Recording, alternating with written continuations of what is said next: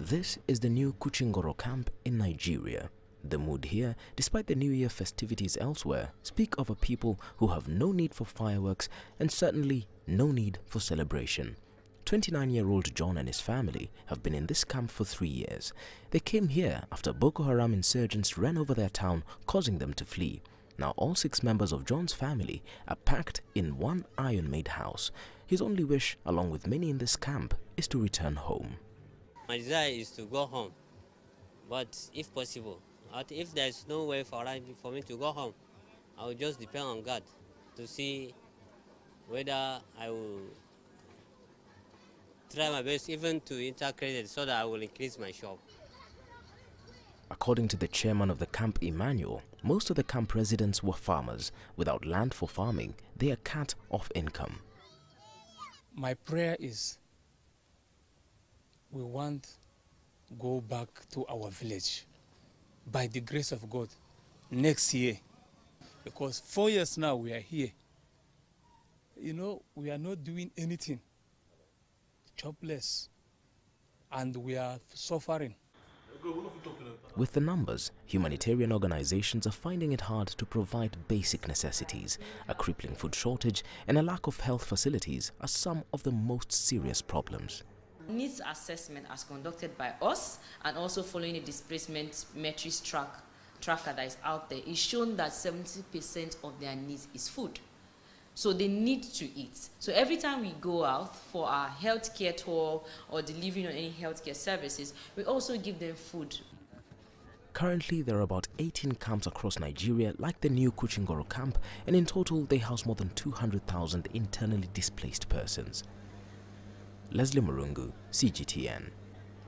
Well, let's get you some insights and analysis now on matters security across the continent. Hassan Sheikh Ali Noor joins me from our Mogadishu studio. He is a security and strategic analyst. Hassan, indeed a new year, but in many parts of the continent we're looking at the same old security challenges. Do you think 2018 will be different?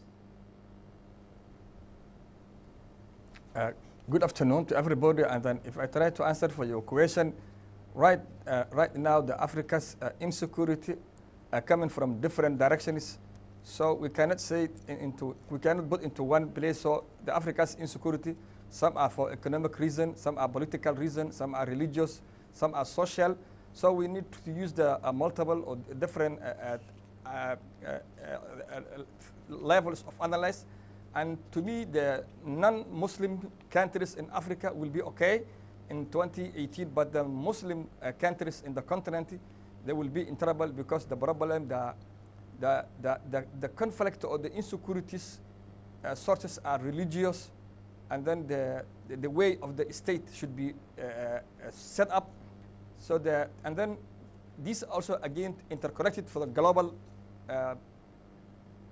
So in the East and the North Africa's countries, the insecurity will be going on, but the non-Muslim countries in Africa will be okay, and then they just need to adjust it or to distribute their resources, and the people are seeking for just inequality and justice, while the non-Muslim countries in the continent, the insecurities are around the principles of the state itself. So I think the insecurity will be in place in the 2018 in North Africa and the East African countries in Africa. And Hassan, when you say that, you know, the insecurity will continue, particularly in Muslim countries, when we look at the terror activities of groups like Al-Shabaab and Boko Haram, what do you think authorities need to do this year to stem these insurgencies? Actually, we cannot also again put together, because we cannot also put together Somalia and Nigeria into one basket, because Nigeria is a state. They have the largest army in Africa. They have the wealth. They have the government, the institutions, everything. They are there.